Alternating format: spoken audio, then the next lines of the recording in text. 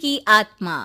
बचपन से शहर में रहने वाला मनोज इस साल होली की छुट्टियों में अपने गांव दुर्गापुर वापस आता है, जहां उसे देख पूरा गांव खुशी से झूम उठता है।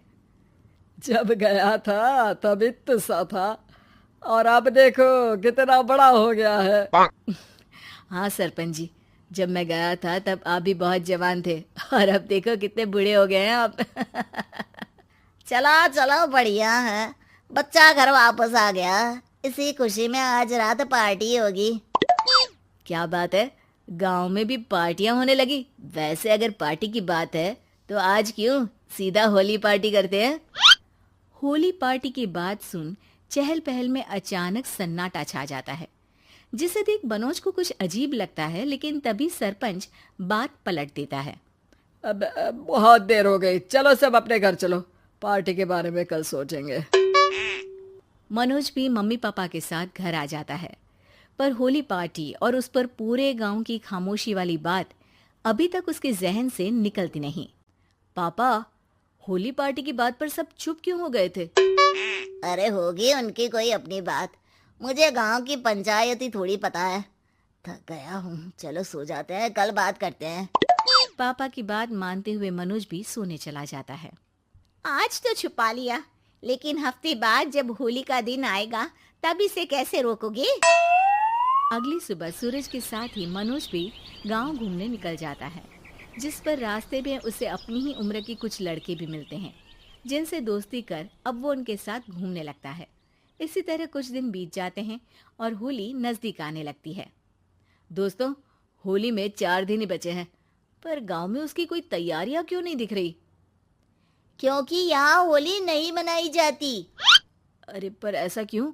वो राजा भूषण। अरे तुम 4 दिन के लिए आए हो, क्या इतना सोच रहे हो? चलो कुछ खाने चलते हैं। इसी के साथ एक बार फिर होली की बात को टलते हुए देख मनोज को शक होने लगता है। वो घर पहुंचते ही इंटरनेट पर अपने गांव और राजा भूषण के बारे में जानकारी निकालने लगता है। क्या? मुझे आज तक ये नहीं पता था। ऐसा कैसे? किसी ने मुझे कुछ बताया क्यों नहीं? सारी जानकारी लेने के बाद मनोज गांव वालों या अपने मम्मी पापा से कुछ पूछे बिना खुद ही उसकी सच्चाई के बारे में छानबीन करने लगता है, जिसके चलते वो राजा भूषण की हवेली में पहुंचता है। वाह, क्या हवेली है यार। पर क्या यहाँ सच में कोई भूत है? हेलो भूत जी, कोई है क्या?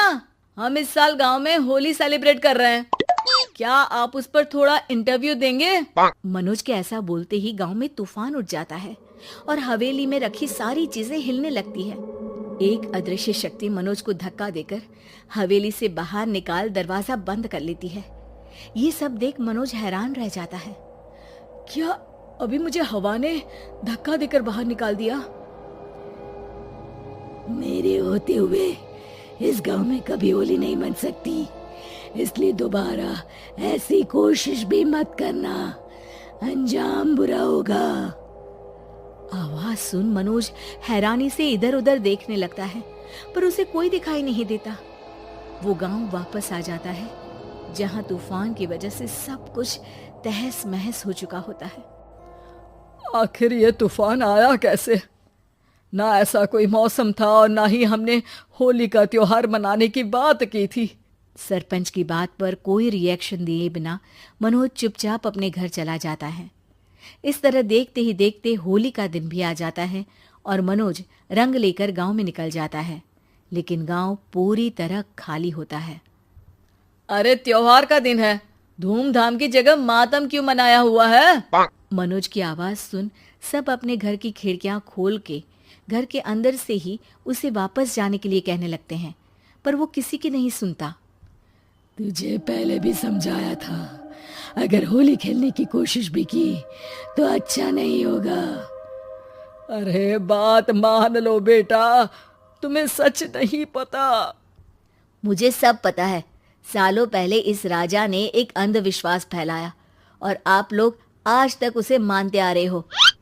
अरे बेटा, जब तुम पैदा भी नहीं हुए थे उससे भी बहुत पहले से इस गांव पर होली का श्राप है। अगर गांव में होली का त्योहार मनाया जाता है तो प्रलय आना पक्की बात होती है। राजा भूषण इस सब में नहीं मानते थे और त्योहार मनाने लगे, जिसके चलते होली वाले ही दिन पहले उनके बेटे की और फिर उनकी मृत्यु हो गई। तभी से गांव की रक्षा के लिए उनकी आत्मा उस हवेली में रह रही है। सबकी बातें सुन मनोज उलझन में पड़ जाता है। सोचना भी मत मनोज, अगर तुमने इस परंपरा को तोड़ने की कोशिश भी की तो उसका परिणाम इस गांव और गांव के लोगों के लिए अच्छा नहीं होगा। मुझे भी यकीन नहीं हो रहा कि आप लोग एक बेतुकी बात को मानकर सालों से रंगों के त्योहार को मातम की तरह मनाते आ रहे हो।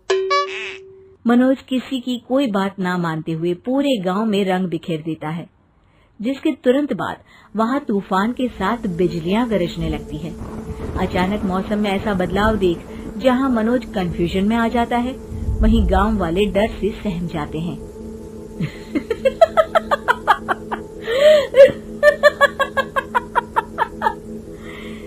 इस लड़के ने हमारे जैसे सिर्फ अपने स्वार्थ के लिए नहीं बल्कि पूरे गांव की खुशियों के लिए यहाँ होली मनाई है, जिस वजह से अब इस गांव पर होली का श्राप टूटता है।